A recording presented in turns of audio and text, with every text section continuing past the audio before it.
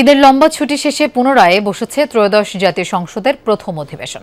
বিকেল ৩টায় জাতীয় সংসদ ভবনের অধিবেশন কক্ষে ডেপুটি স্পিকার ব্যারিস্টার কায়সার কামালের সভাপতিত্বে এই অধিবেশন শুরু হয়েছে। অধিবেশনের শুরুতে স্পিকার হাফিজ উদ্দিন আহমেদের স্ত্রী দিলারা হাফিজের মৃত্যুতে শোক জানানো হয়। তার রুহের মাগফিরাত কামনা করে মোনাজাত করেন চিফ হুইপ নুরুল ইসলাম মনি। এরপরই জরুরি জনগুরুত্বপূর্ণ বিষয়ে মনোযোগ আকর্ষণ করে শুরু হয় প্রশ্নোত্তর পর্ব।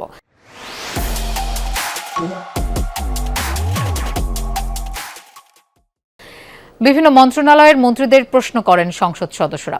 ৭১ বিধিতে গৃহীত নোটিশের উপর আলোচনা হয় এ সময়। এরপর রাষ্ট্রপতির ভাষণের উপর সাধারণ আলোচনায় অংশ নেবেন সংসদ সদস্যরা। গত ১২ মার্চ ত্রয়োদশ জাতীয় সংসদের প্রথম অধিবেশন শুরু হয়। ২ কার্যদিবস চলার পর ১৫ মার্চ অধিবেশন ২৯ মার্চ বিকেল ৩টা পর্যন্ত মুলতবি করা হয়।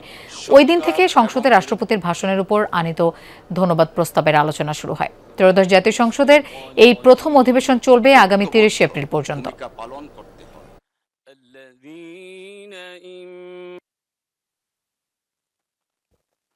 কার্যসূচি শুরুর প্রাক্কালে আমি কেউই আইনের ঊর্ধ্বে।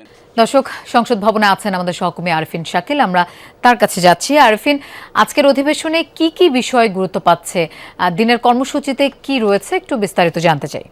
দিনের কর্মসূচিতে মূলত প্রশ্নের উত্তরে সংসদ সদস্যরা নানান প্রশ্ন উত্থাপন করছেন, যাদের নিজস্ব এলাকার সংকট সমস্যা নিয়ে তারা মন্ত্রীদের কাছে জানতে চাচ্ছেন, উন্নয়ন বরাদ্দের বিষয়ে জানতে চাচ্ছেন, বিভিন্ন কাজকর্মের বিষয়ে জানতে চাচ্ছেন। বিশেষ করে আজকে স্থানীয় সরকার মন্ত্রী মির্জা ফখরুল ইসলাম আলমগীর, ক্রীড়া প্রতিমন্ত্রী আমিনুল হক, তাদের কাছ থেকে স্টেডিয়াম নির্মাণ সংক্রান্ত তথ্য, সেই সঙ্গে রাস্তাঘাটের তথ্য, এসব বিষয় নিয়ে তারা চিহ্নিত প্রশ্নের উত্তরে সে প্রশ্ন করছেন এবং সদস্য প্রশ্ন করছেন এবং মন্ত্রীরা তার উত্তর দিচ্ছেন, সমাধানের তথ্য দিচ্ছেন। এবং এর পাশাপাশি আজকের দিনে কিছুক্ষণ আগে চিফ হুইপ তিনি গণমাধ্যমের সামনে এসেছিলেন। তিনি বলছিলেন যে আজকের দিনে মূলত যিনি সড়ক পরিবহন ও সেতু ও নৌ মন্ত্রী রয়েছেন শেখ রবিউল আলম, তিনি ঈদের সময় যে দুর্ঘটনা ঘটেছে, সড়ক দুর্ঘটনা, তার সেই বিষয় নিয়ে তিনি একটি প্রেস নোট দেবেন সংসদের সামনে। এছাড়া জ্বালানি মন্ত্রীও জ্বালানি নিয়ে গত কয়েকদিন ধরে যেই অচল অবস্থা তৈরি হয়েছে, বিশেষ করে নানান জায়গায় জ্বালানি সংকটের তথ্য সামনে আসছে, সেসব বিষয় নিয়ে তিনি একটি প্রেস নোট দেবেন।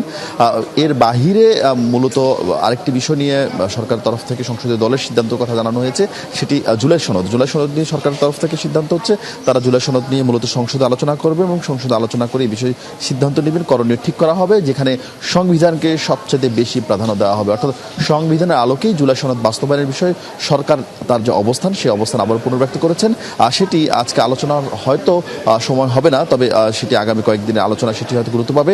এছাড়া রাত 8:30টায় 133টি অধ্যাদেশ, যেটি মূলত সরকারের অন্তর্বর্তীকালীন সরকারের সময় যেগুলো করা হয়েছে, সেই অধ্যাদেশ নিয়ে শেষ যে বৈঠক, আজকে আরেকটি বৈঠক রয়েছে, সেই বৈঠকে সেখানে এক ধরনের আলোচনা হওয়ার কথা রয়েছে, যেখান থেকে কোন কোন বিষয়ে অধ্যাদেশ আইনে রূপান্তর হবে সেসব বিষয়ে সিদ্ধান্ত নেওয়া হবে। সব মিলিয়ে সংসদ চলছে, হয়তো কোনো সিদ্ধান্ত আসলে সেই খবর আপনাদের জানাবো। লোপা। আরফিন, আপনাকে ধন্যবাদ আমাদের সাথে যোগ দেওয়ার জন্য।